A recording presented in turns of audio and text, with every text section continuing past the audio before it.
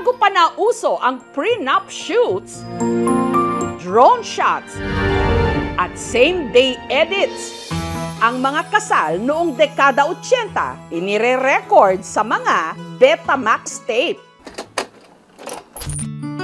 Gaya ng pag-iisang dibdib ni Tatay Tito at Nanay Porferia na ikinasal sa Bantayan Island sa Cebu taong 1988. Wala talaga kaming mga ginastos sa kasal namin. Nagkataon na meron akong kabadyong dati sa amin. Siya ang nagbayad doon sa kumuha sa amin ng Betamax.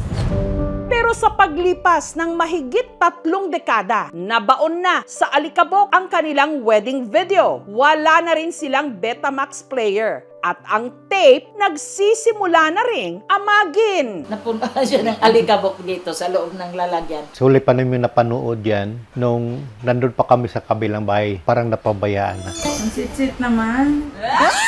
Ngunit kamakailan lang sa 38th wedding anniversary ni Tatay Tito at Nanay Porferia,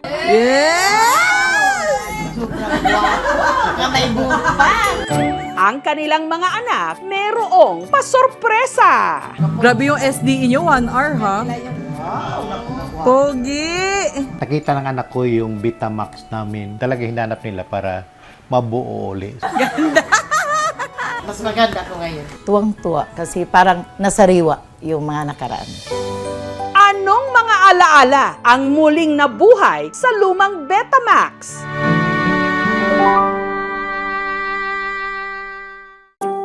Matapos ang kasal sa Cebu, lumipat ang mag-asawa sa Tondo sa Maynila kung saan nagtinda si Nanay Porferia ng tuyo at daing. Habang si Tatay Tito naman, isinuko ang pangarap niyang maging kapitan ng barko para maging house husband. Para sa akin siya na ang king. Ako na lang ang queen. Seaman o marino noon si Tatay Tito at ang madalas niya noong maisakay ang tiga Bantayan Island sa Cebu na si Porferia. First time kong pagsakay, saka paluwas din siya ng Cebu. Nag-lock agad yung mata namin. Sabi ko, ang ganda ng mata ng babae. Mata lang. Yun Mata yun. lang kasi ang bibig ko mahaba. Na love at first sight daw sila sa isa't isa. Kasi ang gwapo niya talaga. Kaya ang dami nagkandara pa dyan. Sobrang. Munti kasi Kasi- mga dapa eh. Primero ko palang tingin, kinakabahan ako. Tapos parang gusto ko laging makasakay para makita ko siya. Sasakayan para lang makasabay ka. Ang sarap pala ng pakiramdam na ma-inlove ka. Kahit paa pa lang makikita mo, kinakabahan ka. Pero si Tito, tila nabahag ang buntot. Nagkataon na yung isang kasama ko pala sa barko, may gusto sa kanya. Sabi niya, huwag mong maligaw-ligaw si Porping kasi akin yan. Hanggang naglakas loob din siyang ligawan si Porferia. Ang damit niya, yung malapad, inipit ko yon sa upuan ko. Pag tayo niya, hindi na siya makatayo. Sabi ko, hindi kita papakawalan kapag hindi ka sumagot sa akin. Sabi niya, paano kita sasagutin? Wala ka nang sinabi. Pero napilitan talaga siya. Sige, oo na nga. Siyempre, sa ilalim, tuwang-tuwa. Pero hindi ko pinakita. Dahil nagpakadalagang Pilipina si Porferia, nainip daw tuloy si Tito sa panliligaw. Tuwing magdi-date kami, ayaw niyong pumasok. Baka daw may hotel yung sa loob. Tapos bibigyan ko ng papatulog yung kinain namin. Baka masirip ko siya. So talagang nasawa ko sa ugali niya. Si Tito nag-abroad habang naiwan sa isla si Porferia. Mula noon, nagkanya-kanya na raw sila ng landas. Nagkaroon din ng mga bagong pag-ibig. Si Tito, nakarelasyon ang dati niyang kaklase. Kulang na lang kasal sa amin. Sinulatan siya ng kapatid niya sa Australia na mag-migrate sa Australia. Si Porferia naman, nagkaroon ng nobyo na isa ring seaman. Pangako ko sa sarili ko, pag 30 years ko, kahit sino, basta may trabaho lang, may gusto ako o wala, mag-asawa na talaga ako.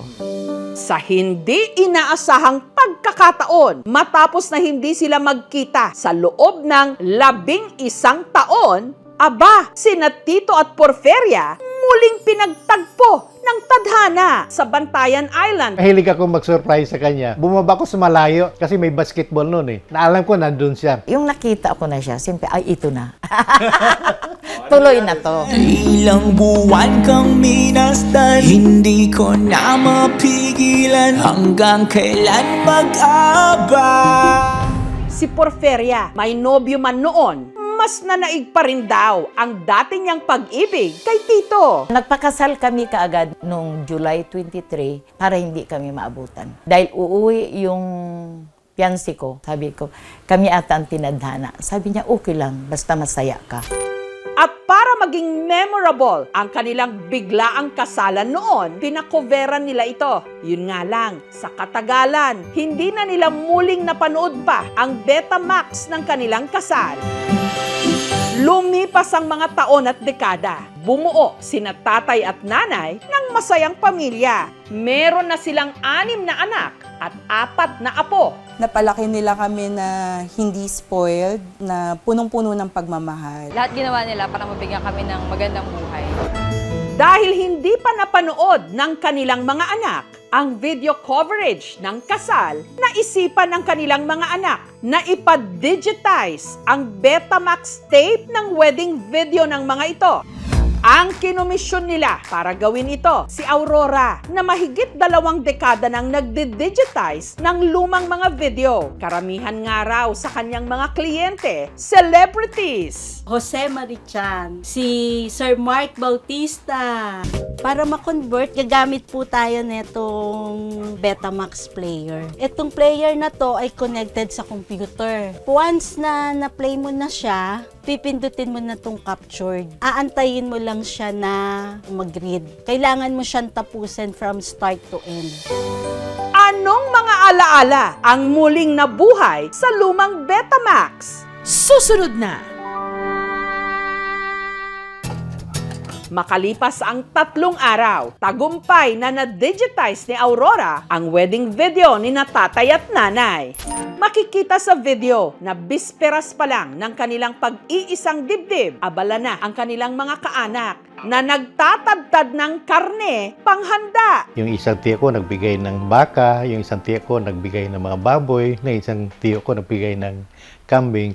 At sa araw ng kasal mismo, ang mga tagpo, hindi gaya ng mga wedding coverage ngayon na aesthetic. Ang mga kuha noon, natural lang. Walang dinidirect, walang kinokoreograph. Larawan lang ng isang malaki at masayang selebrasyon. Aba, at meron pa palang plot twist. Ang mananahi ng wedding gown ni Porferia, pinagsilosan pa niya. Inireto raw kasi ito dati kay Tito. Pero sa kabila ng masayang okasyon, mapapansin na parang nakasimangot ang groom. Nung gabi na yun, gusto niya nang tumabi. Sabi ko, ay, hindi pwede yan. Kailangan talaga, mabindisyonan mo. So ang iyong ngiti, ako lumulutang tatapusin bawat oras na sasabi, hindi malimutan sa piling mo'y babalik. Ang kasal natapos sa isang matamis na halik.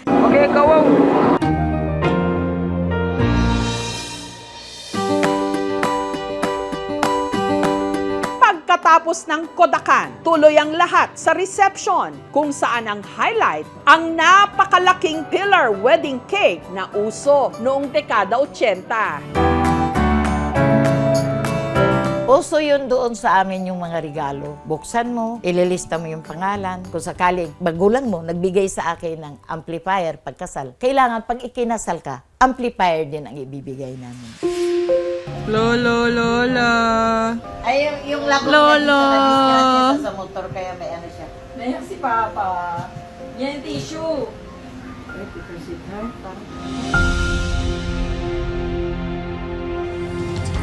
Balala kung lumagpas pa ko, saan magbato,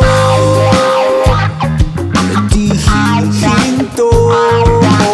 Balala ng sukli ko sa'yo, sana'y mapansin mo. Ika'y kung Hindi ko akala na 38 after sa kasal namin, may asim pa rin yung misis ko.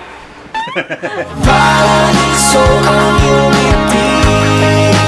Dahil saan man tayo magpunta sa mall, hawak kamay pa rin. Mahal ko. Simula pala noon hanggang ngayon, hindi nagbabago ang pagtingin ko sa iyo. Kung bibigyan man ako ng pagkakataon na sabihin sa akin, kung sino man pipiliin ko ulit, walang iba yun kung hindi ikaw. Paraiso ang iyong ngiti. Sa tulong ng makabagong teknolohiya, muling nabigyang buhay ang mga alaalang muntik nang mabura ng panahon. Walang filter, walang retake o eksenang pre-practice. At kahit kumupas ang kulay at lumabo ang mga imahe, may isang bagay na nananatiling malinaw, ang kanilang pagmamahalan. I love you, sweetheart, more than me.